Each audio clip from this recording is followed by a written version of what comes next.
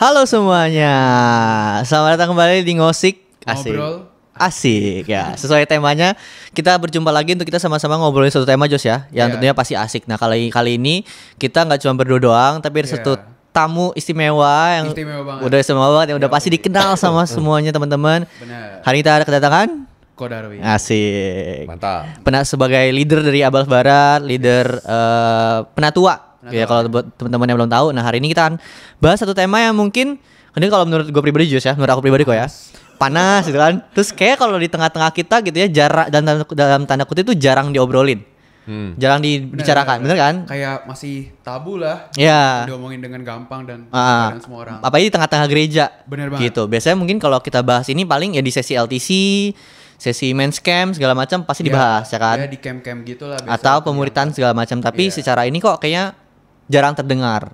Gitu. Nah hari ini kita mau belajar, mau ngobrol asik soal tema tentang pornografi. Yes. Gitu. Oke. Kalau dengar kata pornografi apa Jos yang pertama kali lu pikirin Jos? Ke pop up kepikiran lagi. Ke pop up. Jangan kepikir dong. Iya yang ke pop. Bahaya. Iya yang ke pop up gitu.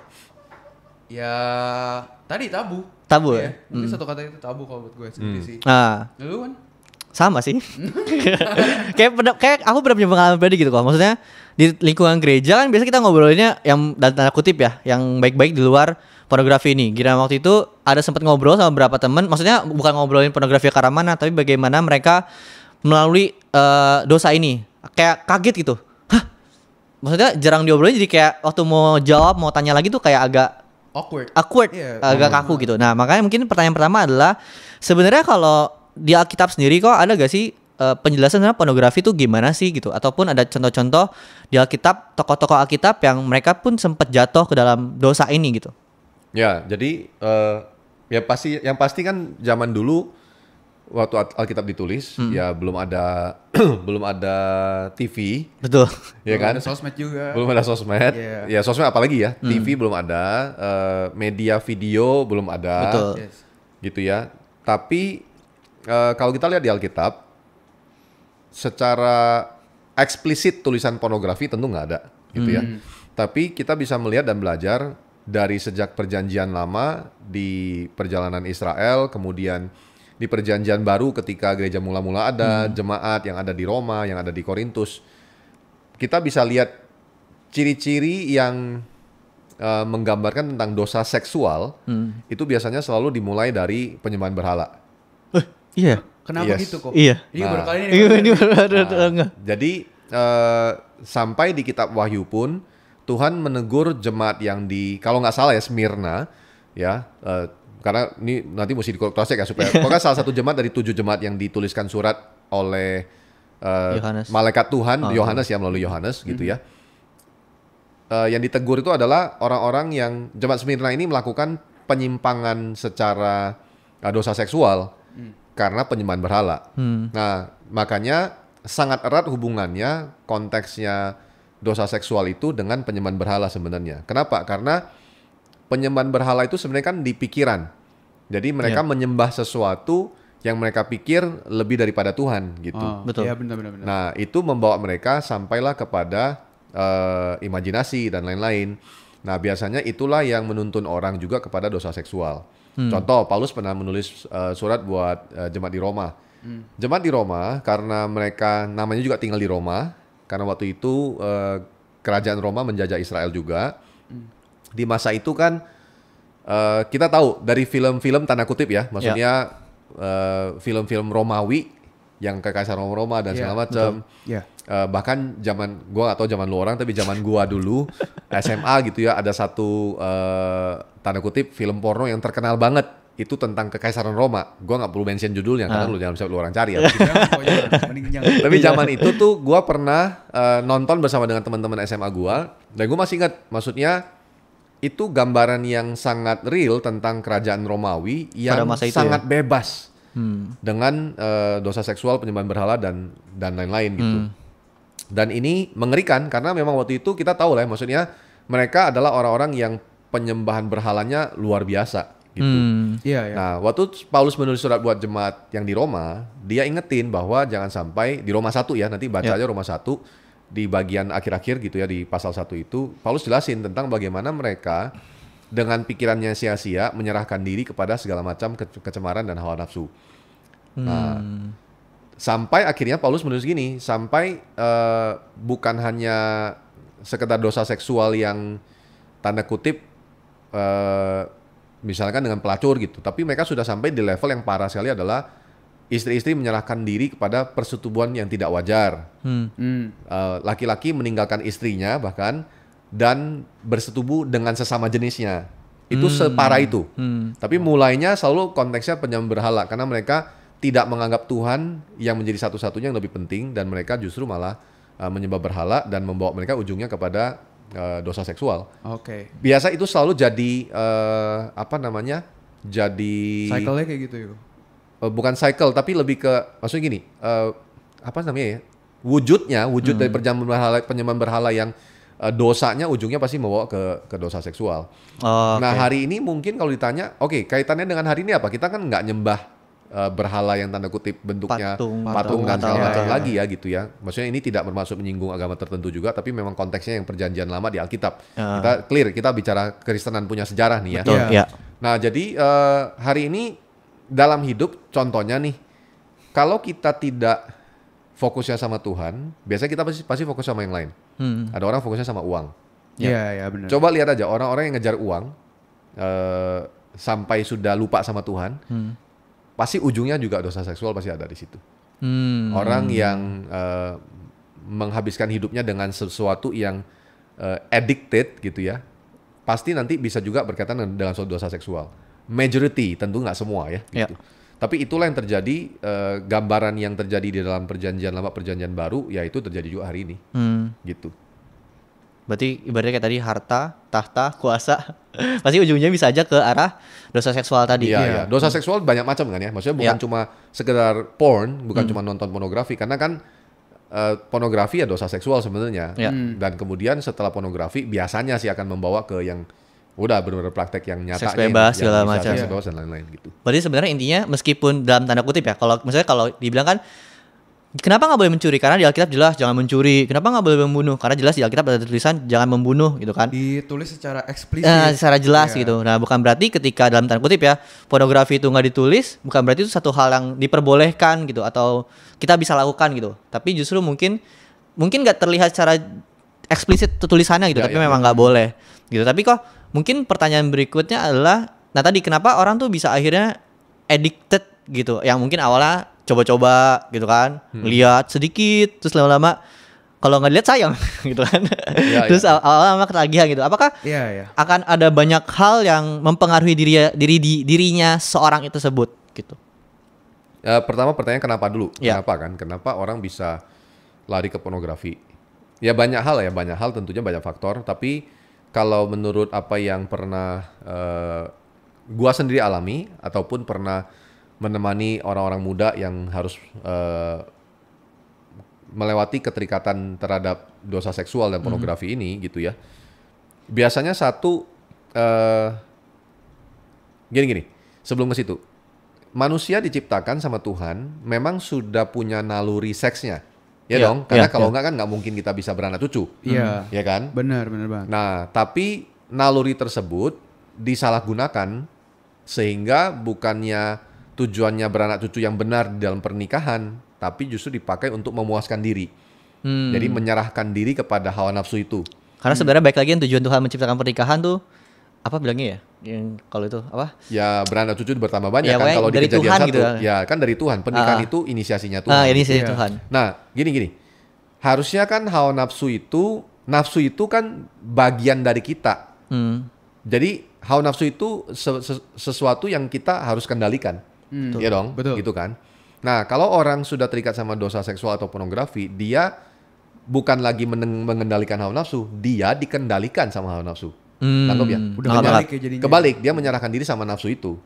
Nah, kenapa itu bisa terjadi? Ya, udah pastilah ya, ada beberapa hal yang jadi faktor utama. Contoh satu, kalau gue pribadi, pengalaman pribadi, gue tuh bisa ngerti tentang masturbasi di saat gue belum kenal pornografi. Nah, lu bingung kan? Gimana tuh? Iya, Gua masih ingat kelas 2 SD. Gua pernah ini agak vulgar kita ngomongnya ya. Maksudnya gosokin penis gua, maksudnya ke meja gitu ya. Itu nggak sengaja terjadi. Coba lu pernah lihat nggak anak-anak yang seneng pegang maksudnya alat kelaminnya dan dia kayak seneng gitu. Dan itu kan memang sudah natural manusia itu kalau dipegang bagian itunya pasti dia ada hormon yang langsung berubah gitu. Endorfin, dopamin, dopamin ya.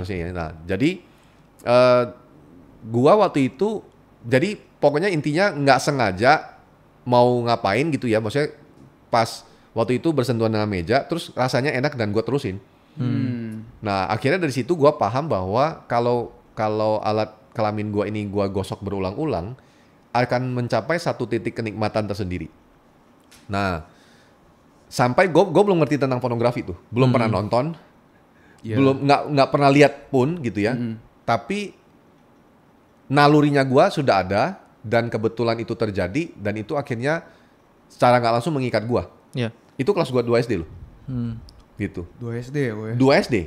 I don't even understand about pornography gitu. Tapi itu sudah bisa terjadi. Jadi nalurinya sudah ada. Nah, tapi kemudian sampai akhirnya karena gua nggak pernah ada yang ngajarin tentang maksudnya kayak gini tuh sebenarnya nggak boleh dan segala macam. Sampai gua lupa gimana caranya, pokoknya itu berhenti sendiri sih. Intinya berhenti sendiri. Gue kelas 3 SD atau apa, pokoknya berhenti sendiri. Gue nggak pernah lakukan itu lagi. Tiba-tiba nggak tahu gimana caranya, gue juga udah lupa. Nah tapi dalam perjalanan kelas 6 SD, nah di situ gue mulai tahu tentang pornografi. Kalau zaman orang, kalau dulu zaman kita stensilan namanya. Stensilan itu apa? Kaset? Nggak, stensil tuh buku-buku kecil gitu. Oh. Tapi isinya tuh stensilan, isinya tuh gambar wanita telanjang gitu, kira-kira gitu. Nah di situ gue mulai ngerti pornografi. Nah nggak ada yang ngajarin tentang tentang onani juga, tapi bisa dengan sendirinya. Nah yang pertama kenapa orang bisa ke situ, kalau menurut gue ya pasti karena pergaulan. Itu yang pertama. Pada umumnya yang terjadi. Makanya dibilang pergaulan yang buruk merusak kebiasaan yang baik. Menurut firman Tuhan itu ya benar gitu. Nah kalau lu lahir dari keluarga Kristen, pergaulan lu pergaulan Kristen, biasanya ini jarang terjadi sih. Kalau gua kan memang di zaman yang disodorin, dibagi-bagi, di mana? Di sekolah. Gila banget dulu, parah. Di sekolah, berani dibawa sama teman-teman. Tapi zaman lu orang gua rasa udah nggak gitu. Apalagi sekolah-sekolah Kristen sekarang yang benar-benar bagus ya, maksudnya kualitas gurunya dan segala macam, didikannya. Tapi ada juga sih kemarin-kemarin gua pernah dengar yang hari ini beredarnya bukan stensilan. Bukan. Oper-operan handphone. Yes. Ada yang terjadi begitu juga. Pernah ada kejadian kita pernah tahu lah ya, waktu kita ngelainin youth, pernah ada sekolah yang pernah kejadian begitu juga. Jadi sampai dipanggil guru rame-rame murid-muridnya karena beredarnya video porno itu gitu. Jadi satu pergaulan lah menurut gua. Pergaulan yang bisa disebut buruk karena kan sama-sama orang anak-anak ini nggak paham sebenarnya. Iya dong. Maksudnya waktu gue kelas 6 SD, yang ngasih gue kan juga kelas 6 SD. Iya. Emang dia paham tentang seks? Belum paham. Karena belum ada yang ajarin. Nggak ada yang ngajarin gitu kan. Dan itu beredar begitu aja. Yang dikasih tahu ya hal yang salah gitu. Betul. Nah itu menurut gue kenapa orang bisa ke situ, karena pergaulan. Terus yang kedua, karena dia sendiri punya pengalaman either abuse, dirinya dia dilecehkan, kita nggak pernah tahu gitu ya, atau dia pernah melihat. Ada orang, jadi gini, ada kejadian satu kali kita layanin orang muda, dia tuh waktu digali lebih dalam, ternyata dia memang dulu waktu dia masih kecil sering ngelihat orang tuanya berbuat. Tapi maksudnya kalau kita ini secara kita memproses kok bisa gitu? Nah itulah kenapa hari ini kita ngajarin, kasih tahu kepada orang tua harus hati-hati. Kadang mereka tuh ada orang tua yang maksudnya nggak berhati-hati ya, misalkan contoh berhubungan intim suami istri ya boleh dong. Boleh. Tapi mereka nggak kunci pintu kamar, mereka melakukan dengan anaknya di dalam kamar yang sama, terus nggak benar-benar dijaga. Nggak aware gitu lah ya. Nggak aware. Ada yang, nah kalau kita makin masuk ke tanda kutip yang secara edukasinya lebih rendah, maaf ya, maksudnya bukan merendahkan, tapi maksudnya memang ada daerah tertentu yang lebih tertinggal gitu ya. Mereka lebih parah lagi, mereka nggak pusing anaknya lihat. Karena dipikir nggak ada timbul efek apa-apa gitu ya. Itu poinnya. Nah, yang kedua karena pengalaman dilecehkan atau lihat, kemudian ya pengalaman lah ya, pengalaman, dan maksudnya ya itu membuat dia akhirnya jadi ada alam bawah sadarnya tertanam di situ. Bisa dibilang trauma juga nggak kok? Kalau misalnya yang ngelihat gitu orang tua. Ada orang yang jadikan itu trauma sehingga dia nggak mau berhubungan sama lawan jenis. Ada. Ah. Ada. Kejadian gitu juga ada. Jadi kalau yang terakhir, yang ketiga, mungkin gue lebih sorotin gini. Kalau ini kan case-case-nya karena satu, pergaulan kan ketidakmengertian dan segala macam. Yang kedua karena juga masih kecil, belum ngerti dan lain-lain. Yang ketiga, kenapa orang yang misalnya sudah ngerti atau bahkan sudah percaya Yesus masih bisa terikat? Iya dong, kan itu pertanyaannya. Benar nggak? Betul. Maksudnya gue bantu lu nanya nih sekarang. Betul. Kenapa dia sudah percaya Yesus, sudah ikut Kristus, masih bisa jatuh dalam dosa pornografi? Gitu. Ya ini yang penting nih. Ini yang Paulus tulis di dalam firman, celah. Karena kita mengizinkan ada celah dalam kehidupan kita, sehingga kita bisa malah jatuh, dan bukan cuma jatuh sekali, bisa terikat. Celah itu maksudnya gini loh. Lu mengizinkan ada, kalau celah dalam bahasa di firman Tuhannya kan topos. Topos itu ruang kendali artinya. Ada space gitu ya. Yes. Iya. Jadi dosa itu kan sudah di dalam diri kita sebagai benih. Nah, Benar, cara kita kan kita mesti menang itu dengan kita terus mengingat apa yang Kristus kerjakan, dan kita hidup dalam kebenaran. Ya dong, hidup dalam kebenaran caranya memang harus baca firman dan lain-lain. Nah, tapi ada orang yang mengizinkan itu jadi ada celah dalam hidupnya. Ada celah itu maksudnya gimana? Misalnya contoh, waktu kita akses sesuatu di handphone kita, kan ada aja ya yang sering muncul kan ya. Betul. Iya, Ads-nya. Nggak usah kita cowok, kita bahas dari sisi cowok lebih banyak pasti ya hari Iya. ini. Iya. Kita ngomong dari sisi cowok misalnya. Hari ini kita buka Instagram. Gitu. Kalau lu buka feed lu sendiri, rasanya nggak akan ada yang banyak aneh-aneh, kecuali yang lu follow yang aneh-aneh. Iya. Iya dong? Iya, Iya, betul. benar. Tapi begitu lu klik explore, Iya. that's another story, man. Iya. Iya kan? Gitu. Maksudnya itu bisa membawa lu melihat banyak tampilan-tampilan yang hari ini dengan berani ditampilkan oleh lawan jenis, oleh wanita gitu ya. Nah, itulah yang ketiga yang gue sebut dengan celah. Gitu. Kalau ditanya, Kak Darwin sendiri punya pengalaman? Ya punya. Maksudnya bahkan setelah menikah pun celah itu nggak bisa, maksudnya hal itu tidak bisa dihapus begitu saja, nangkep maksudnya? Maksudnya kan eksplornya lu nggak mungkin bisa hilangin gitu. Tapi lu mesti pilih, lu mau pencet apa enggak, itu kan. Betul. Iya. Setelah lu pencet explore pun, lu mau pencet atau enggak yang terlihat menarik itu, Betul. tanda kutip, ya kan? Nah, gue pernah cerita ini di mimbar waktu gue khotbah. Gue pernah satu kali, maksudnya Tuhan ajar gue lah ya. Jadi zaman itu gue masih punya tab yang ukurannya lumayan besar, gitu ya, 8 inci gitu kan. Gue nggak pakai handphone, gue pakai tab gitu. Untuk, ya serius, gue satu masa tuh pengen coba pakai tab, karena tab bisa telepon segala macam kan. Iya. Nah, hari itu tuh gue bangun pagi, biasanya gue selalu ambil handphone. Terus memang ini pengakuan juga, biasanya kalau lihat notifikasi WhatsApp banyak apa segala macam tuh pasti lebih tertarik pencet WhatsApp dulu daripada buka Alkitab dulu. Betul. Ya kan, karena pikir ada yang penting atau apa dan Iya. segala macam. Iya. Nah, tapi hari itu pagi itu nggak banyak WhatsApp yang masuk. Justru notifikasi yang nggak disangka adalah Instagram. Oh, oke. Gara-gara semalam sebelumnya gue posting acara yang mau dilakukan sama gereja. Terus habis itu acara itu memang ngundang bintang tamu itu repost yang gue posting, Iya. sehingga notifikasinya banyak yang liatin gitu, Iya. yang like banyak segala macam. Nah, gara-gara itu, terus gue klik lah Instagram gue, terus gue lihat kok notifikasinya banyak. Oh, ternyata gara-gara acara itu banyak yang notice poster itulah video itu, video yang diposting itu. Nah, setelah gue lihat, terus gue penasaran, pengen tahu siapa aja yang lihat sih sampai banyak banget gitu. Nah, pas gue lagi scroll itu, ada satu nama yang gue lupa centang biru apa enggak hari itu. Tapi ini bukan cewek, ini tuh namanya nama cowok jelas. Tapi karena gue lupa, kalau nggak salah centang biru sih kalau nggak salah ya. Nah, pas gue klik, ternyata dia adalah promotor DJ. Promotor DJ. Oke. Then you understand what I mean, right? Yeah. Maksudnya promotor DJ di Indonesia jarang ada yang cowok, coy. Iya ya. betul. Gitu, banyak kan cewek gitu. Dan cara jualan DJ cewek di Indonesia Dengan kebanyakan, maaf ya, ini cara- bukan mengeneralisir, tapi kebanyakan mereka kan memang pakainya minim gitu ya. Karena dalam kutip menjawab kebutuhan pasar gitu kan. Terus, nah karena gua klik nama dia, kan muncul dong nama dia dan feed-nya dia. Ya dong, feed-nya dia. Gua scroll lah feed-nya dia, ini siapa sih gitu. Oh, promotor DJ. Nah, di feed-nya dia adalah foto-foto atau poster-poster DJ-DJ yang dia promosikan. Ya dong. Nah, terus gua lihat, ih, ada yang cantik nih gitu. Terus seksi lagi. Apa yang terjadi? Nah, ini celah. Ini namanya celah. Kalau gua lihat itu pas di momen itu, gua langsung back. Terus gua langsung udah nggak usah lihat lagi. Close gitu ya. Gua close Instagram, gua pindah dan nggak akan terjadi apa-apa hari itu. Iya. Nah, hari itu gua pakai tab. Lo inget ya gua pakai tab. Terus gua begitu gua lihat itu, terus gua klik foto itu, poster itu, terus di captionnya ada nama, ada alamat akun si cewek ini dong. Gua klik. Gua klik, lanjut lagi. Begitu klik, set muncullah feed-nya cewek ini. Lebih parah lagi. Karena ini bener-bener dia pakai baju yang udah belahan dadanya sangat rendah dan segala macam.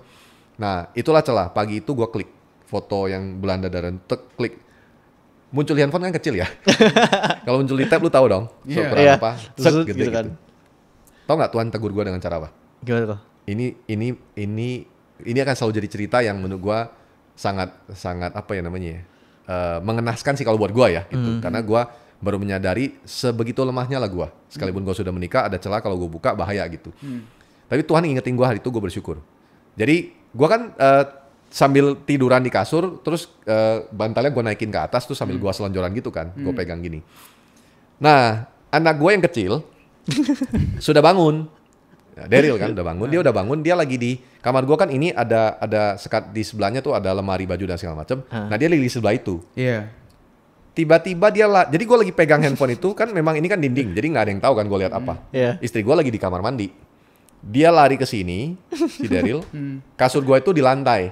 Jadi kita memang karena sekamar tuh waktu itu anak Daryl tuh masih umur 3 lah, nggak salah. Masih kecil, 3 atau 2,5 gitu. Maka dia masih tidur sekamar kan. Nah dia lari ke depan kasur gue, kan selimutan tuh, gue kan selimutan nih gitu. Jadi selimutnya kan sampai ke kasur di bawah itu kan. Dia lari, terus dia naik ke atas kasur gua. Gini. Dia naik, dia nggak lihat. Bukan ceritanya dia bukan lihat justru. Dia naik, nginjek ke atas kasur, terus gua kaget kan, gua pas agak naik sedikit kan selimutnya ketarik dong. Iya. Set, apa yang terjadi tau nggak? Dia ngejeblak ke belakang coy. Hah? Serius, jublak jatuh. Gua kaget langsung lah. Tab dalam kondisi masih terbuka dan foto itu masih kebuka, jelas gede banget. Gua taruh di samping ini, gua taruh di samping kan kasur. Refleks ini. Gua taruh di samping kasur. Gua langsung tolongin dia, set. Anak jatuh ngejeblak, bunyinya kenceng dong. Iya. Istri gua langsung Keluar dari kamar mandi, keluar sama-sama nolongin anak. Begitu lagi diamin dia, istri gua kan pasti kelihatan karena jelas gede banget lah. Aduh. Dia kan notice pasti, maksudnya dari sudut angle miring pun kelihatan. Itu apaan istri gua lagi ngeliatin apa gitu. Terus kebuka, terus dia lihat. Dia diam langsung kan, gue pikir, waduh gue bilang. Nah itu yang gue bilang ketiga yang celah. Nah kejadian pagi itu benar-benar membuat gue menyadari ternyata kita, makanya firman Tuhan tuh tidak pernah salah gitu. Dia ingetin kita tentang celah, ya kita mesti hati-hati gitu. Nah pagi itu, udah gue langsung tutup, setelah anak gue udah calm down, terus dia udah ke bawah sarapan, istri gue di WC, terus gue masuk ke WC. Terus dia langsung ngomong, gue tahu dia pasti langsung ngomong, dia bilang, kamu liatin apa tadi say? Gitu. Kok kamu lihat cewek seksi begitu gitu? Ya terus gue ngomong, langsung gue minta maaf, bilang ya aku minta maaf karena aku hari itu, aku tadi pagi buka celah gitu. Dan tolong doain aku supaya aku nggak mengulangi lagi yang hal yang sama. Nah jadi ketiga itu kenapa orang bisa akhirnya jatuh ujungnya ke pornografi? Ya sebenarnya karena dimulainya dari celah. Nggak pernah ya, lu nggak pernah ya, maksudnya lu udah lama nggak pernah terikat pornografi, udah nggak lagi lihat pornografi, nggak lagi onani masturbasi dan segala macam, semuanya goes well, lu melayani Tuhan sungguh-sungguh, lu baca firman dan segala macam, nggak akan mungkin begini nih, lu bangun pagi, gue pengen onani, mana pornografi, nggak mungkin, itu pasti terjadinya karena ada sebuah celah, dan celah itu biasanya tidak langsung juga bentuknya pornografi, bisa jadi hanya wanita cantik yang mungkin juga nggak seksi loh. Tapi karena cantik, apalagi lu masih single kan gitu. Lu lihat aja berulang-ulang, lu scroll feed-nya, gila cantik banget ya. Terus lu mulai berangan-angan gitu ya, apalagi followersnya banyak, memang dia cantik, memang menarik gitu ya. Gue kalau punya pasangan kayak gini, waduh. Terus lu bayangin terus. Nah dari situlah celah bisa masuk. Jadi bisa comes from banyak hal gitu ya? Iya. Tapi kalau ya itu paling menurut gua 3 hal itu sih yang paling menentukan ya. Satu, pergaulan kita yang memang menyodorkan kita begitu. Terus yang kedua karena mungkin ada masa lalu punya kejadian, trauma ataupun abuse atau apapun, ngelihat langsung dan segala macam karena itu tertanam di alam bawah sadar. Yang ketiga karena dari celah yang kecil bisa jadi hal yang besar gitu. Ya. Terus sebenarnya apa?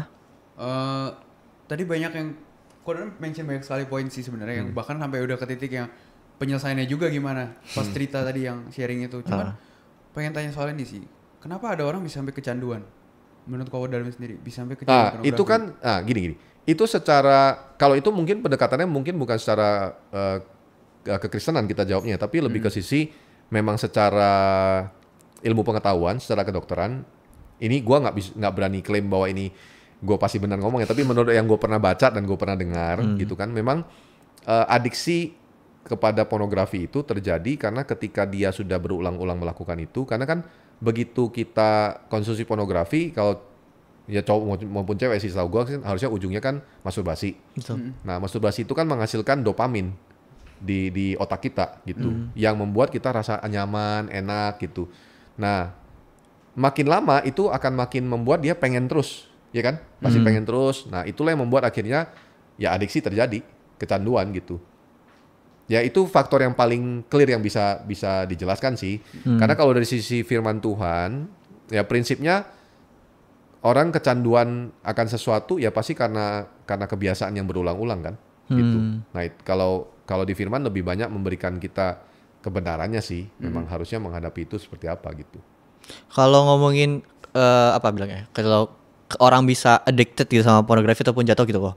Selain karena 3 hal tadi, kalau krisis identitas atau kayak bingung sama diri sendiri tuh bisa jadi penyebab gak? Bisa kayak gimana gue ya kayak di dunia ini kayak gini-gini doang gitu. Itu celah juga ujungnya. Karena gini, dia krisis identitas, dia bingung sama diri dia sebenarnya gimana. Ya kan orang krisis identitas larinya bisa banyak kan. Bener. Iya. Iya dong. Bisa kemana-mana. Bisa apa aja kan. Iya. Gitu. Yang mungkin the worst case hari ini kita bisa lihat orang ngedrugs misalnya gitu. Atau ujungnya lebih parah lagi bunuh diri misalnya. Kita nggak usah ngomong ke situ. Banyak lah. Maksudnya pelariannya bisa banyak. Nah kenapa dia bisa akhirnya jatuh ke pornografi? Ya karena itu. Karena kan dari dia krisis identitas, bingung mau ngapain sama hidupnya. Ya dia explore aja apa saja yang ada di dunia maya kan. Gitu. Dari situ kan akhirnya muncullah sesuatu yang mungkin buat dia ini menarik nih.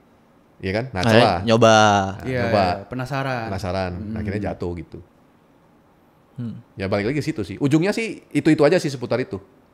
Jadi pada dasarnya kalau ada celah itu ya. Iya. Maksudnya jadi ya ngebuka kesempatan lah. Yes. Terus buat Ko Darwin sendiri kan Ko Darwin udah menikah ya kan, udah punya anak gitu. Apakah hal ini tuh masih jadi masalah atau mungkin apakah efeknya ke pernikahan itu gimana juga? Karena mungkin kalau kita pernah dengar gitu ya, kayak kalau dosa begini jawabannya adalah pernikahan gitu. Karena mungkin akan di pernikahan tuh mungkin orang-orang bilang ini bakal berhenti, bakal stop karena kan dalam tanda kutip sudah punya pasangan gitu. Tapi apakah betul? Enggak sih, jawabannya enggak. Karena enggak bakal solve pernikahan, enggak bakal bisa solve orang yang terikat pornografi.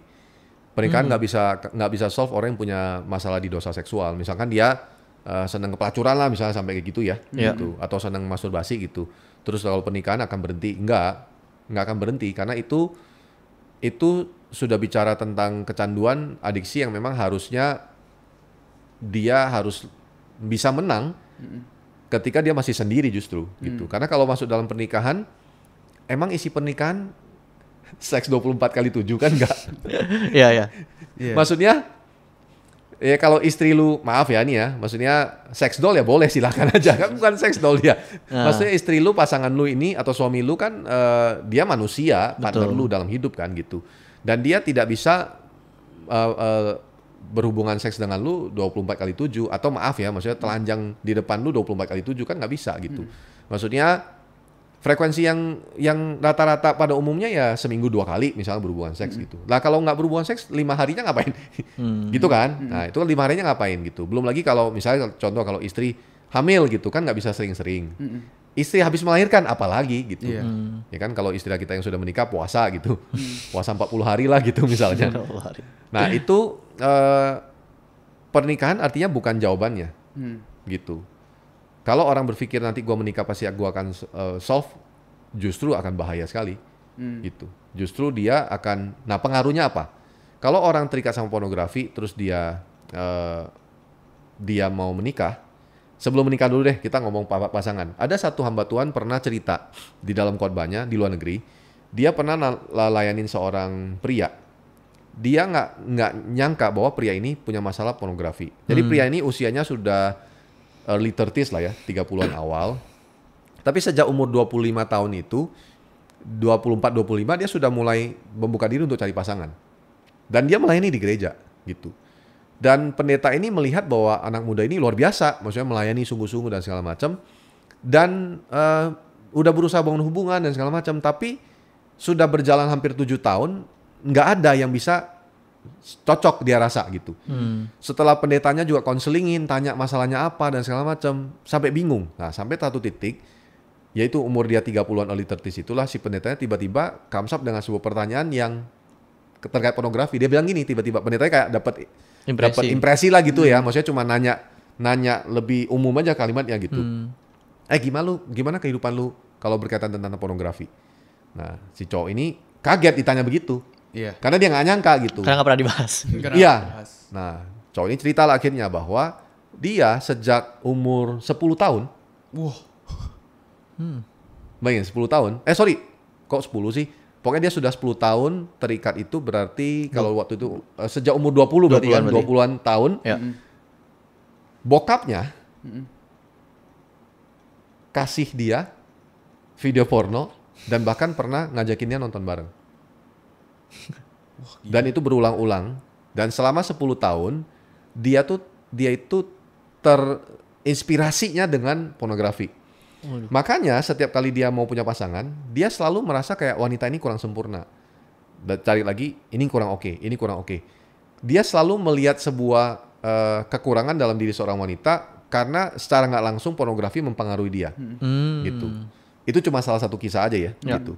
Ada lagi kisah yang lebih berbahaya adalah yang pernah kita lihat kejadian realnya adalah pasangan yang kita layani, khususnya cowok misalnya, dia sangat terpengaruh dengan pornografi sehingga dia berpikir apa yang dia bisa dilakukan di pornografi bisa dilakukan di real life. Gitu. Contoh berhubungan dengan gaya yang aneh-aneh gitu ya, terus memaksa wanitanya untuk melakukan sesuatu yang sesuai dengan ada yang di video porno, itu mengerikan itu. Gitu. Yang bisa sampai misalnya video porno yang bisa sampai berjam-jam gitu. Dia pikir bisa lakukan seperti itu gitu. Nah, efeknya akan kayak gitu dan itu kan merusak pernikahan dong. Gitu. Makanya hal ini harus beres justru sebelum pernikahan. Karena kalau setelah pernikahan dia berusaha mau beresin, lebih berat. Bisa nggak beres? Bisa. Kalau dia punya keterbukaan dan dia mau beres ya. Tapi kalau dia nggak mau terbuka, ya lebih sulit. Gitu. Berarti sebenarnya sepenting itu ya? Ya sepenting itu. Maksudnya mungkin, ini salah satu mungkin hal yang nggak pernah kita dengar gitu di luar sana yang lu ternyata kalau memang kita masih dalam tanda kutip punya hal seperti itu, yang harus diberesin. Iya. Nah pertanyaan kan, gimana cara beresinnya? Iya. Iya dong. Di masa lajang lah ya maksudnya. Iya, gimana cara beresinnya gitu. Ada orang terjebak di sini dan sulit untuk keluar, bingung gimana caranya. Dia udah cerita sama orang, misalnya juga atau udah dapat saran-saran yang dari misalnya dari dokter lah mungkin, atau dari hari ini kan YouTube dari mana sarannya gimana supaya menang dan segala macam, supaya bisa bukan menang, supaya tidak lagi terikat dan segala macam, gimana caranya. Tapi nggak juga beres gitu. Gua pribadi pernah nemenin satu orang yang sampai bisa sakau kalau dia nggak lakuin itu masturbasi. sekali gitu. Oh ya, sampai sakau. Iya, sampai sakau. Dia sampai bisa badannya tuh kayak mau demam rasanya. Ini beneran. Sampai dia tuh dikasih tahu berbagai saran udah nggak mempan. Contoh misalnya gitu. Misalkan gue pernah kasih saran ke dia gini. Setiap kali lu tergoda untuk nonton dan lu pengen masturbasi, lu tinggalin device lu segera, lu keluar dari kos lu, udah lu jalan dulu deh. Jangan mikirin gitu. Refresh pikirannya. Udah kan gitu. Dia pernah lakukan. Dia keluar, dia keliling. Begitu dia pulang nyampe rumah, set, udah jam mau tidur nih. Udah di atas kasur, set mau tidur. Kebayang dan akhirnya tetap jatuh juga. Gitu. Udah kayak no solution, sampai dia udah frustrasi. Dan akhirnya gua sendiri juga merenung, Tuhan, sebenarnya gimana sih caranya yang benar gitu. Cara yang paling benar tuh apa gitu. Nah, gua dapetin ini kebenaran yang gua dapetin ya, maksudnya ya hopefully ini bisa memberikan sebuah kejelasan juga bahwa dosa apapun sebenarnya bentuknya, bukan cuma pornografi dan masturbasi itu, dosa apapun bentuknya, solusinya tuh sebenarnya bukan di cara. Tapi In my understanding ya gitu. Solusinya apa? Nah, seperti yang Roma 1 tulis lah. Roma 1 itu ditulis dimulainya Paulus menjelaskan tentang Injil. Injil itu sendiri kan Kristus sendiri. Kristus kan kebenaran dan kasih. Dua hal itu aja kan di dalam Kristus.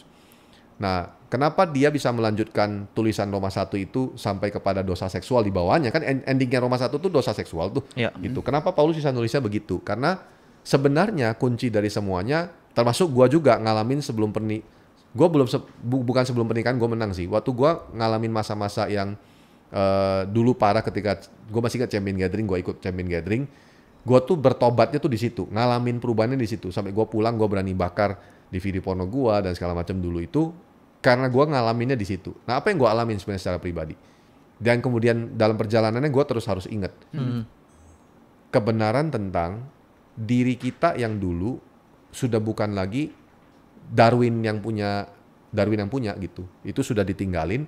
Sekarang hidup gua ya di dalam Kristus. Nah, gini loh, hidup dalam Kristus itu kan bukan hidup yang sekali lu bilang lu percaya terus lantas lu langsung ingat terus menerus.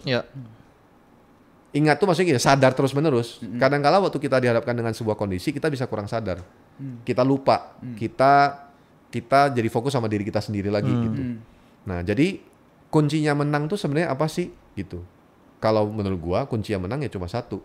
Ketika lu bangun pagi setiap hari, waktu pertama yang lu habiskan dalam hidup lu adalah ya lu mesti datang dulu sama Tuhan gitu. Ini kedengarannya kayak agak klise lah Kak kalau kayak gitu. Kalau lu sebut itu klise, gua nggak punya jalan keluar lain coy. Nggak ada cara lain ya, nggak ada cara lain. Gitu. Satu-satunya bisa bawa lu menang ya cuma Tuhan sendiri gitu. Karena ini apalagi kalau lu sampai udah kecanduan gitu. Gue bisa kasih contohnya gini loh. Mungkin bahkan ini bukan contoh lah ya. Ada kisah nyata juga lah ya. Ada orang yang kecanduan obat-obatan. Kenapa orang ini sampai bisa menang? Kalau orang ini gue panggil ke sini jadi narasumber pun dia akan cerita pasti. Bukan karena dikasih tanpa Darwin nih. bukan caranya yang bikin dia menang. Gitu. Tapi kasih sayang yang ditunjukin sama bapaknya yang begitu luar biasa. Yang menggambarkan seperti Kristus, yang menemani dia itulah yang bikin dia menang. Bapaknya waktu nemenin dia, ini karena cerita dia, gue masih ingat cerita dia gitu. Waktu nemenin dia itu bukan ngomongin soal kamu berhenti ngobat ya, bukan marahin dia, enggak. Bapaknya tuh menunjukkan kasih buat dia setiap hari. Gitu. Nah ini kan kalau gitu enak Kak ada figur bapaknya gitu. Kalau nggak ada gimana? Gue juga punya banyak kesaksian orang yang nggak punya figur manusia nemenin, tapi dia juga bisa lewatin itu. Gue bukan bilang bahwa lu nggak perlu ada orang yang nemenin lu ya, bukan ya. Tetap perlu. Ini cuma contoh saja bahwa yang paling utama sebenarnya adalah bagaimana lu bisa terus mengingat dan meresapi kasih Kristus yang ada buat lu setiap hari. Karena gini loh, ada orang nggak nyadar bahwa hidup dalam dosa itu sebenarnya mengerikan. Ukuran manusia itu kepada hidup dalam dosa itu lebih kepada perbuatannya. Contoh lah misalnya gini, gue berdosa, Jos berdosa, Iwan berdosa. Tapi Evan tuh bisa lihat kita beda gitu. Tergantung dari apa yang gue lakukan misalnya. Kalau gue bunuh orang, tapi lu cuma bohong, Iwan cuma nyuri, dia bisa kasih leveling. Oh, dosanya Jos itu cuma kecil angkanya 5 lah. Kalau Iwan karena nyuri 7. Kalau Darwin 10. Karena gue udah membunuh. Gitu. Jadi ini kan tatanan hukum negara sebenarnya, yang hukumannya bisa beda sesuai dengan kerugian yang ditimbulkan. Sebenarnya itu. Betul. Kerugian gua kan nyawa. Betul. Iya. Ya kan? Berat. Iya dong. Kerugian lu mungkin perasaan orang jadi terluka karena lu bohong dan segala macam, atau mungkin ada sesuatu yang lu tipu lah gitu, harta misalnya gitu. Kerugian Iwan juga mungkin harta karena dia nyolong gitu, dia nyuri. Kalau gua nyawa, nah diputuskan berdasarkan hukuman itu dong. Hukuman berdasarkan dengan apa yang gua perbuat, kerugian apa yang ditimbulkan. Tapi kalau dalam kekristenan kita harus sadar bahwa di mata Tuhan semua kita sama dosa. Sin is sin, that's it gitu. Nggak ada yang beda di mata Tuhan. Artinya gini, kita mesti melihat sampai titik yang paling parah dalam hidup kita. Kita adalah makhluk yang sangat tidak layak sebenarnya untuk kita bisa hidup di dalam Tuhan seperti hari ini. Tapi karena Kristus sudah mati, dia tebus kita. Hari ini kita dilayakkan. Melihat seperti waktu Yesus ngomong sama Simon Petrus bahwa justru perempuan pelacur ini sangat menyadari dosa yang begitu besar sehingga dia rela tuangin itu minyak wangi buat nyekak kaki gua gitu. Ini bahasa sehari-harinya gua ya, gitu ya. Nah, kalau kita menyadari seberapa besarnya kasih Kristus, apa yang sudah dilakukan untuk menebus kita, kita nggak mungkin mau sembarangan menyerahkan diri untuk dosa, apapun itu bentuknya. Ya salah satunya termasuk pornografi di dalamnya gitu. Kita akan lebih mudah untuk kita bilang enggak karena aku sadar Kristus sudah bayar di atas kayu salib. Jauh lebih berharga dari apapun juga. Nah, kalau kita nah ini baru masuk ke poin yang berikutnya. Bagi kesadaran itu perlu apa? Dilatih setiap hari. Kalau nggak dilatih, kita nggak mungkin bisa menang. Makanya kan Paulus pesan buat Timotius, latihlah dirimu beribadah, gitu. Gimana Kak kalau gua jatuh? Ya kalau lu jatuh, lu bangkit lagi. Ya Paulus bilang, celakalah aku karena aku masih hidup dalam tubuh daging, tubuh maut ini kan. Karena selama kita masih hidup dalam daging, ya kita masih dikuasai hawa nafsu. Kalau lu udah mati, bentuknya roh tuh nggak punya hawa nafsu sama sekali. Nggak ada keinginan untuk berbuat seks gitu. Gitu. Jadi selama kita dalam tubuh daging, latihan kita ya latihan untuk kita bisa menang terus. Latihannya gimana? Nah, ini bukan klise. Memang firman harus lu pegang kuat-kuat. Kalau lu nggak pernah baca firman, lu nggak akan pernah menyadari lebih dalam lagi tentang kasih Tuhan. Nah, itu akan susah gitu. Nah, ada orang-orang muda kalau menganggap remeh tentang prinsip kebenaran ini, menganggap remeh firman, ya nggak akan bisa menang. Gitu, akan muter-muter di situ aja. Kurang lebih itulah ya mungkin gambarannya. Bukan cara yang menjadi solusi, tapi kebenaran yang harusnya jadi solusi. Kristus sendiri gitu. Tapi cara kita terus melatih diri, kesadaran kita akan Kristus dan kebenaran itu yang penting. Mungkin satu cara ya kok, yang kalau tadi kita ngomong yang penting sebenarnya kan pengalaman itu kan sama Kristus kan. Tapi gue percaya ada satu cara kan, yaitu yang jadi moto, ya kan? Moto LTC. Moto LTC yaitu keterbukaan dari pemulihan. Nah, Ya. Tapi kan tadi pas tadi Iwan bahas di awal banget podcast, satu kata yang lu pikirin kalau dengan kata pornografi, tabu. Iya betul. Gitu. Menurut kau dari sendiri, kenapa masih menjadi hal yang tidak nyaman untuk dibahas gitu loh pornografi ini, sedangkan dikatakan bahwa keterbukaan itu awal dari satu pemulihan gitu. Sebenarnya karena budaya aja sih. Kalau orang-orang barat cenderung ya, walaupun juga masih ada sungkannya, tapi cenderung lebih gampang untuk open up kalau hal-hal beginian. Ini karena budaya kita timur. Orang tua kita tidak pernah mengajarkan langsung ke tidak kita biasa gitu. tentang seks itu dan segala macam. Makanya mulai sekarang kan di generasi gua jadi orang tua, sebelum lu orang jadi orang tua, gua belajar untuk jadi orang tua yang lebih terbuka sama anak-anak gua, ajarin yang benar gitu. Menurut gua karena budaya aja sih tabunya. Nah, kalau dikaitkan dengan statement tadi nih. Nah, ini penting ya. Statement tadi harus hati-hati sekali digunakan. Keterbukaan awal pemulihan itu harus sesuai dengan konteksnya, harus sesuai dengan penerapannya karena gini, keterbukaan itu tidak selalu mendatangkan pemulihan ternyata. Kalau ini baru kaget sih. Ini penting nih. Penting nih. Kalau keterbukaan itu hanya sekedar terbuka, setelah itu tidak ada tindakan pertobatan. Oh misalnya ya aku open up ke pembina gitu ya, aku jatuh tapi setelah itu aku nggak do nothing gitu ya. Iya. Karena kan waktu perempuan pelacur itu dibawa ke Yesus, mau dirajam rame-rame sama orang-orang Farisi dan ahli Taurat. Yesus nggak ngomong banyak. Setelah Yesus cuma bilang kalau ada yang merasa nggak berdosa, timpuk aja gitu. Nggak, akhirnya semua pergi. Sisalah wanita itu sama Tuhan Yesus. Tuhan Yesus bilang gini, pergilah dan jangan berbuat dosa lagi gitu. Sekarang lu datang sama gua, lu cerita, kok Darwin gua nih berdosa banget gini-gini bla bla bla. Oke, gua sebagai kakak rohani dan selanjutnya gua nasihatin lu bla bla bla bla bla. Oke? Gitu. Apakah sudah langsung pulih? Enggak. Itu hanya bahkan dibilang awal dari pemulihan. Keterbukaan itu bukan pemulihan. Awal, ada awalnya. Ada awalnya. Keterbukaan itu bukan pemulihan, keterbukaan itu awal dari pemulihan. Tapi awal dari sebuah pemulihan. Kalau tidak ada tindak lanjutnya, continuenya, nggak bisa juga gitu. Nah, tapi gue juga mesti ajarin begini. Ada yang namanya dalam kekristenan itu perjalanan rohani kita, pertanggungjawaban itu sendiri kepada Tuhan. Gini loh. Gue waktu ketemu Tuhan, gue nggak bisa bilang gini, salah Josh nih Tuhan karena dia tuh nggak nuntun gue, nggak bisa. Nangkep ya maksudnya ya? Kalau gue ketemu Tuhan, yang harus bertanggung jawab tuh gue sendiri. Nah, makanya dalam kekristenan itu ada yang disebut dengan self battleship, peperangan rohani yang kita harus harus menang sendiri. Gini loh, kalau lu diutus pergi ke sebuah tempat, nih yang sering terjadi nih, khususnya di gereja kita nih, karena sudah menjunjung tinggi hubungan di atas segala-galanya, ini yang bahaya juga. Gitu, membuat seakan-akan hubungan itu kayak Tuhan. Nah, apa yang terjadi kalau misalnya contoh, sekarang lu punya komunitas di sini, lu punya pembina, lu bisa nggak pindah kerja keluar kota, keluar negeri? Bisa. Bisa dong. Bisa. Kalau lu dapat sesuatu yang lebih firm, sama lu udah mau pindah, lu pindah, gitu. Lu keluar kota, lu nggak temukan komunitas misalnya, belum. Banyak orang yang blaming ini, menyalahkan gua nggak punya komunitas, makanya gua jatuh. Padahal dirinya sendiri juga peperangannya harus sendiri ya, juga harus bisa menang. Jadi gini loh, gua kaitin dulu ya supaya jangan bingung ya. Keterbukaan tuh awal, bukan pemulihan itu sendiri. Iya. Awal yang harus disertai dengan pertobatan. Kalau lu cerita tapi lu nggak bertobat, ya sama aja. Sama aja bohong ya. Sama aja gitu. Oke. Tapi dari sisi yang lain, kalau lu tidak bisa terbuka sama siapapun karena kondisi yang nggak ada orang yang bisa support lu, bukan berarti lu nggak bisa pulih. Nah ini juga penting. Gitu loh. Yang memulihkan lu siapa sih? Tuhan. Kristus. Itu kuncinya. Kristus yang memulihkan lu. Dan dia sudah lakukan itu belum? Sudah sebenarnya. Kita kurang sadar. Dia sudah pulihkan kita dengan dia mati di atas kayu salib. Dia pulihkan kita dari status dosa jadi status orang benar. Iya. Nah, status kita udah orang benar, tapi daging kita perlu dilatih supaya kita semakin serupa dengan Kristus. Nah, poinnya itu. Nah, kalau hari ini kita punya komunitas, ya belajarlah terbuka.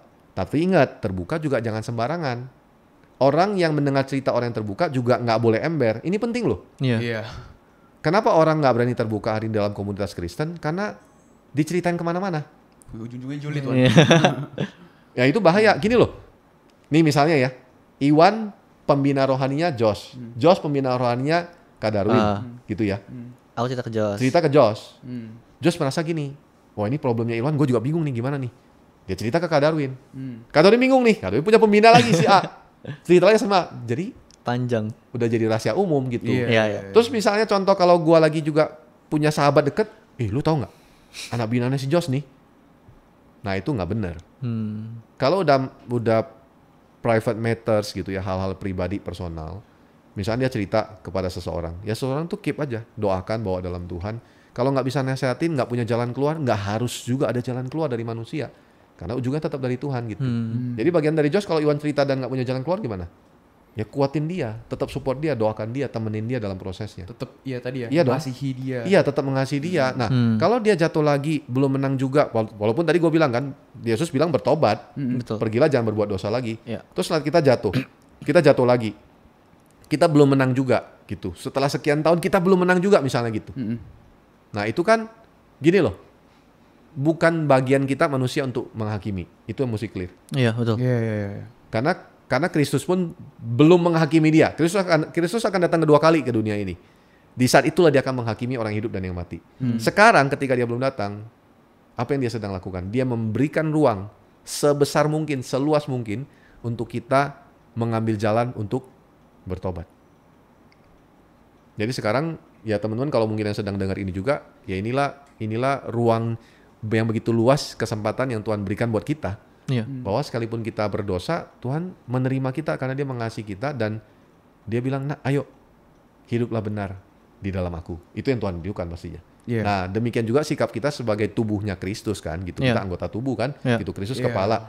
Kita belajar untuk bisa menerima orang di sekitar kita, menemani mereka, terus-menerus menyampaikan kebenaran dengan tidak jenuh-jenuh, karena kan firman itu kan segala tulisan yang diilhamkan oleh Untuk Tuhan mengajar. langsung untuk mengajar, Menegur. menyatakan kesalahan, kesalahan. memperbaiki kelakuan, mendidik orang dalam kebenaran. Udah prinsip itu aja, gitu. Tidak ada tertulis untuk menghakimi orang, nggak ada kan gitu. Nggak ada. Mengajar, menyatakan kesalahan. Kita boleh nggak menjelaskan kepada seseorang yang sedang cerita ke kita kesalahan dia, menyatakan supaya dia clear. Ini loh kamu tuh salahnya di sini. Boleh, boleh dong sesuai dengan kebenaran firman gitu. Supaya kelakuannya diperbaiki, berubah dan dia dididik dalam kebenaran gitu. Iya. Nah jadi ingat ya tadi ya gambarannya ya, keterbukaan awal pemulihan tuh gimana prosesnya. Ya, jadi kalau sampai kita nggak punya kesempatan terbuka kan nggak ada orang, karena nggak ada orang akan ada masa di mana kita diizinkan Tuhan tidak punya siapa-siapa. Iya. Ini gue ngomong karena ini kenyataannya. Nah disitulah kita mesti sadar bahwa kita punya Tuhan Raja di atas segala-galanya jauh lebih powerful dari siapapun juga yang di sekitar kita yang mampu membawa kita masuk dalam kemenangan. Itu penting gitu. Tapi kalau lu punya komunitas, punya kakak rohani, ya belajar terbuka gitu. Nah kalau sudah terbuka, ingat rahasianya sudah keep it between us. Ya. Prosesnya temenin sampai menang. Kalau lu nggak punya jalan keluar sebagai pembina, ya jangan berusaha kasih jalan keluar. Nggak usah kok gitu. Tetap temenin aja Tetap dalam, temenin dalam aja proses. gitu. Doakan dia paling penting gitu. Ya. Karena Tuhan yang akan bawa dia untuk berubah gitu. Nah bagian kita apa? Yang ajarin gitu ya dong. Karena firman kebenaran bisa diajarin, dibagikan gitu. Ya supaya kesalahan dinyatakan, supaya kebenaran mendidik dia gitu. Ya. Ya itu sih. Terakhir kok sebelum kita closing terakhir. Misalnya ada teman-teman kita atau orang-orang sekitar kita gitu ya, maupun di gereja maupun di komunitas-komunitas kita lainnya yang mungkin hari ini sedang ngalamin hal yang sama yang kita bahas hari ini, entah mereka jatuh pornografi ataupun addicted sehingga akhirnya jatuh ke seks bebas segala macam. Mungkin kok ada kata-kata, bukan kata-kata sih, mungkin encouragement dari Koko yang dulu pernah ngalamin sekarang juga sudah sudah pulih gitu ya. Apa yang bisa Koko sampaikan ke teman-teman kita gitu supaya mereka baik lagi kayak tadi, yang pentingnya adalah bagaimana mereka bisa berani untuk open gitu ke orang yang tepat gitu. Ya, jadi hari ini kita memang mau mengangkat topik ini karena kita rindu supaya teman-teman bisa punya pemahaman yang lebih clear tentang pornografi itu sendiri seperti apa, terus bagaimana kita sebagai orang percaya bisa menghadapi itu dan kemudian menang, ya dong, gitu. Dan kita sih rindu supaya teman-teman yang mungkin sedang mengalami ini, dimanapun kalian ada gitu ya, nggak di satu gereja dengan kita juga no problem, karena itu bukan jadi masalah utamanya gitu ya. Kita nggak sedang bicara tentang denominasi atau apapun gitu.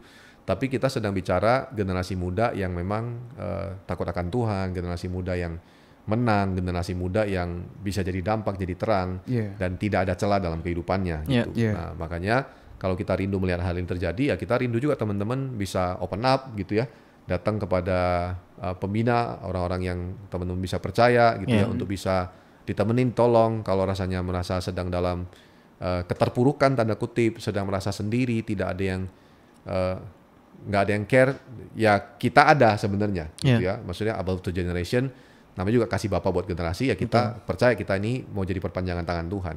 So we welcome you gitu ya untuk come to us and open up gitu. Nah kalau teman-teman ngerasa juga masih sulit karena nggak kenal mungkin, jauh dan lain-lain, nggak bisa datang secara fisik dan personal dan segala macam, ketahuilah bahwa di balik semua orang-orang yang lu rasa lu bisa percaya, yang mungkin hari ini juga belum nggak ada di sekitar lu karena lu jauh, lu mesti tahu bahwa lu punya Tuhan yang jauh lebih dahsyat dan berkuasa, jauh melebihi orang yang paling berkuasa di muka bumi ini. Dan dia mampu berikan lu kemenangan selama lu terus datang sama dia, bersekutu dengan dia, dan lu sadari kasihnya dalam hidup lu. Temukan kebenaran itu. Lewat apa? Nggak bisa cuma lewat lu dengerin khotbah-khotbah hamba Tuhan, nggak bisa. Lu mesti temukan kebenaran itu sendiri. Baca firman Tuhan, benar-benar renungkan firman yang tertulis itu. Kalau lu bingung, gue mesti baca dari mana kok gitu. Baca dari kitab Yohanes saja. Lu baca deh tulisan-tulisan Yohanes 1 sampai dengan 22 kalau nggak salah gitu ya. Terus lu bisa baca juga 1 Yohanes 1, 2, 3 Yohanes gitu ya. Lu baca lah apa yang Kristus sudah lakukan buat hidup kita gitu. Kalau lu sadari itu, gue yakin dalam prosesnya lu akan benar-benar bilang, gue nggak mau lagi ada di situ. Gue akan keluar dari kubangan ini, dari lubang dosa ini, dan gue akan menang, dan gue akan belajar juga menjadi contoh dan berkat buat orang lain. Gitu sih. Mantap. Mantap banget. Luar biasa. Gimana, Wan? Sangat insightful ya. Sangat banyak. Wow.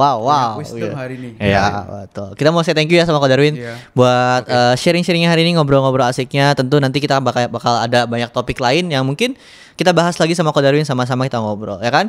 Ya, paling terakhir jangan lupa teman-teman untuk follow sosial media kita di Instagram kita @abalovegeneration_, di YouTube, TikTok juga ada di @7yutbarat, dan YouTube kita subscribe jangan lupa. Nah, kalau teman-teman mungkin kayak tadi Ko Darwin bilang nggak bisa datang secara fisik langsung ke MySonet, tapi teman-teman butuh teman-teman cerita, butuh orang yang bisa mendengarkan kisah kalian, bisa juga chat langsung DM kita di Instagram kita kan. Bisa kontak mimin kita. Ya, kontak mimin kita, nanti akan ada teman-teman kita yang akan spend waktu untuk dengerin cerita kalian. Itu aja sih. Bang hari ini thank you Ko Darwin. Thank you, Ko Darwin. Thank you. Sama-sama. Sampai berjumpa teman-teman di episode berikutnya. Bye-bye.